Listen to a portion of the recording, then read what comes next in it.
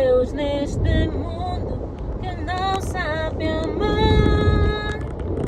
É tempo de ser testemunha de Deus neste mundo que não sabe amar. Amém. Paz e graça.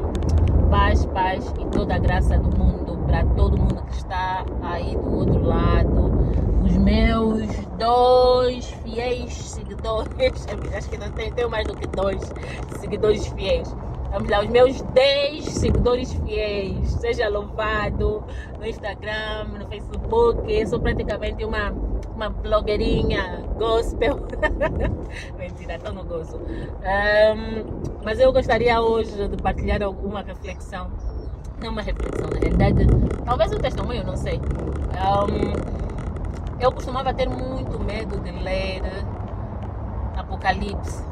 Não é que, sei lá, eu acho que eu vi alguém dizer, algumas pessoas, não uma pessoa, mas talvez umas 2 ou 3 a dizer, e outras a concordar, se você ler Apocalipse vai ficar com medo de sair de casa, não pode ler Apocalipse, vais ter muito medo de sair de casa e não sei o quê. Olha, então Apocalipse foi um livro que eu demorei para ler completo. Apocalipse, li apenas alguns trechos, quando fosse direcionada para ali. Mas depois de eu ler Apocalipse, eu hoje posso dizer que é o livro que mais me dá esperança. É o livro que, à medida que eu ia lendo, meu coração entrava em chamas, sentia. Sabe aquela sensação que você sente quando você está... eu não sei se ainda sentimos isso, né? Mas pelo menos quando éramos crianças tínhamos assim uma festa, uma atividade muito fixe para ir, sentíamos aquela sensação da antecipação, aquela alegria, aquele frio na barriga, mas aquela sensação boa, não aquela sensação desagradável. E ao ler Apocalipse me deixou dessa forma. E nesses últimos dias eu tenho estado a refletir muito sobre o lugar aonde estamos enquanto mundo, o lugar aonde estamos enquanto igreja e individualmente. E outra vez me sinto a necessidade de voltar a ler o livro de Apocalipse. Tenho sido levada no Mateus 24, que fala das dores, dos princípios das dores. E eu consigo enxergar, parece que os meus olhos enxergam, o meu entendimento enxerga exatamente aonde nós estamos, em tudo aquilo que Jesus profetizou que haveria de acontecer agora.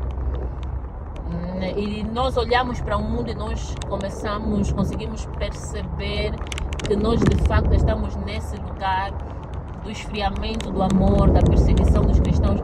Olha, meus queridos, já há algum tempo eu tinha entendido isso. A guerra espiritual que nós vamos enfrentar nesse tempo vai ser uma guerra de princípios e valores, aonde nós vamos ser chamados a comprometer os nossos valores, os nossos princípios, que como cristãos, devem ser princípios fundamentados naquilo que a palavra diz, não naquilo que o entendimento do homem ou que as nossas famílias, a tradição da nossa família diz, ou a tradição do nosso local de trabalho, não. Os nossos princípios e os nossos valores, eles devem estar fundamentados em Deus, em Cristo. Porque Cristo, Ele é a rocha, né? Ele é o caminho e é a verdade e é a vida, é o que a palavra de Deus nos diz. Nesses últimos tempos, e a palavra também vai nos dizer em Efésios 2, se não me engano, que nós temos 3 inimigos, né, contra os santos. A nossa própria carne, que representa os nossos desejos, as nossas vontades, a nossa natureza caída, pecaminosa, perversa, tá vendo? Os desejos que nós temos, quando dizem, não, isso aqui não é nada Satanás, é ele. Quando nós temos sempre a decisão do bem e do mal, nós temos sempre a possibilidade de escolher bem, de escolher vida, mas a maior parte das vezes nós escolhemos o contrário. Então, a nossa própria carne é um dos nossos inimigos. Então, existem vezes que não é Satanás, não é nada, somos nós mesmos. No final, somos nós mesmos que escolhemos fazer mal, que escolhemos andar fora do caminho que o Senhor estabeleceu. Segundo, o mundo. O mundo vai representar os sistemas, o padrão de pensamento familiar, que é antibíblico, o padrão de pensamentos da sociedade, dos nossos locais de trabalho, que rege o mundo, que é antibíblico. Isso que nós estamos a ver, feminismo, homossexualismo e as suas agendas woke, progressistas. Vamos lá, qual é o exemplo mais que eu posso dar? Eu acho que esses exemplos chegam. E Satanás ele vem com as mentiras, com as manipulações, ele usa tudo isso. Ele usa a nossa carne, as nossas fraquezas carnais, ou as fraquezas da nossa carne, ele usa os sistemas e manipula através da mentira, do engano, ele utiliza os seus agentes do inferno, que são espíritos opressores do mal, para utilizar as nossas fraquezas e nos usar como instrumentos contra outros, quando nós não temos a nossa vida e o nosso coração consagrado a Cristo, ou então para que outros façam na nossa vida, e às vezes mesmo nos influenciar, nós que estamos a caminhar com Cristo. Então, nesses últimos tempos vai se intensificar a luta, e já começou. Se nós pararmos para olhar e analisar o mundo do jeito que conhecemos, nós vamos conseguir perceber o quanto já se intensificou as lutas contra valores e princípios bíblicos. Parece que você que decide permanecer casado, você que decide criar os teus filhos sem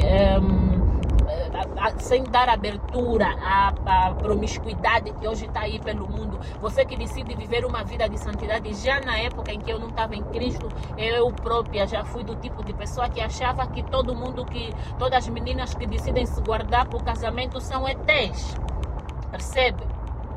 E hoje é tão normalizado o sexo antes do casamento, a mulher mostrar o seu corpo, é tão normalizado, nós somos dessensibilizados da pornografia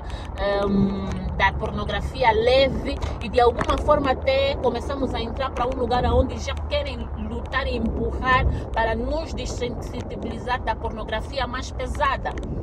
Então, nós já conseguimos ver, quem tem olhos de ver, quem está atento já conseguiu ver o quanto os nossos valores estão a ser tocados, e nós estamos a ser de alguma forma levados para um caminho onde nós vamos ter que negociar os nossos valores. Mas é aí onde nós precisamos de estar realmente fundamentados em Cristo, ok? Por isso é que eu comecei com esse louvor. Há alguns dias esse louvor me veio ao Espírito. E eu perguntava ao Pai, porque o meu coração se entristeceu por causa de algumas coisas, e eu perguntava ao Pai, e me veio esse louvor. Independentemente de qualquer coisa, o tempo é esse. Esse é o tempo do cristão ser esperança, do cristão se posicionar de uma maneira que, através da forma de viver a vida, ele venha trazer esperança para outros. Esse é o tempo de ser testemunha de Deus nesse mundo que não sabe amar. Testemunha de Deus como? Você sendo amor. E acreditem, meus amados e minhas amadas, o ser amor não é necessariamente você concordar ou aceitar com tudo que o outro faz. Aquele que ama repreende. A própria palavra vai dizer que Deus repreende aqueles que ama, ok? Então, quando nós amamos alguém, nós não vamos deixar essa pessoa no erro, ok? Não vamos deixar essa pessoa no erro. Então, é um tempo especial. É um tempo em que nós cristãos precisamos deixar de ser cristãos de boca. Quando se diz cristãos de boca, nós estamos a falar, se você é cristão, você tem que viver uma vida como tal. A maneira como você vive precisa representar Cristo. E eu não estou a falar, e a palavra nem fala isso, que é para nós sermos perfeitos. Não, eu não sou perfeita. Eu tenho a certeza que se você sentar com pessoas que trabalham comigo, pessoas que convivem comigo, que trabalham para mim, talvez tenham coisas para dizer sobre mim. E eu concordo com elas. Eu estou em transformação tanto quanto qualquer outra pessoa. Ok? Eu concordo plenamente com elas. Eu tenho muita coisa que ainda precisa de ser transformada. Mas todos os dias eu preciso entregar o meu coração e tomar a decisão. A cada situação eu preciso tomar a decisão se vou glorificar a Deus com o meu caráter ou não. E às vezes eu falho, mas eu tenho Cristo e Ele me restaura, Ele já me restaurou. A palavra vai me dizer que se eu me arrepender do meu pecado, o Senhor é justo e fiel para me perdoar. Então eu não vou pecar intencionalmente, mas se eu acabar pecando, eu sei que eu posso voltar para o Pai, eu posso me arrepender. E você também que está aí do outro lado, você também que está aí do outro lado e pecou, já afastou-se dos caminhos de Deus, vive uma vida perversa e já não sente que já não pode, não, se eu voltar, eu já não posso mais voltar. Não, é mentira. É aí onde entra o inimigo dos santos. Satanás, ele quer te manter nesse lugar, ele quer te manter nesse lugar para que você faça parte das 5 virgens insensatas, para que você faça parte das 5 virgens insensatas e você não consiga estar pronto para quando Cristo chegar. Sai daí agora, ok? Aí onde você estiver, seja lá quem for, que tiver a ouvir, para quem é essa palavra, ajoelhe-se agora e ore. Peça que o Espírito Santo trabalhe em ti. Confessa os seus pecados ao Senhor. Confessa as suas faltas ao Todo-Poderoso. Reconheça que pecou, que transgrediu. Reconheça e aceite o perdão dos seus pecados. Não fique aí debaixo de condenação e culpa. A culpa é do inferno. A culpa é de Satanás. Deus é amor. Ele é justo e fiel para perdoar. Nós estamos no tempo da graça. E se você pecou, e o teu coração se constrange agora, nesse momento, vá diante de Deus agora, ajoelha, aproveita que eu estou aqui a falar, aproveita a profundidade destas palavras que não são minhas, são do céu. E ajoelhe e peça, confessa o pecado, arrependa-te, peça perdão e receba o perdão. E peça que o Espírito Santo te dê forças, te capacite para que você possa viver uma vida diferente daquela que você tem vivido até agora. Você que está ali e todos os dias parece estar tudo bem. Para quem está de fora parece que está tudo bem. Para os outros parece que está tudo bem. Mas você sabe a dor que carrega no peito. Você sabe a solidão que carrega no peito. Eu hoje quero te convidar, meu querido e minha querida, desperta.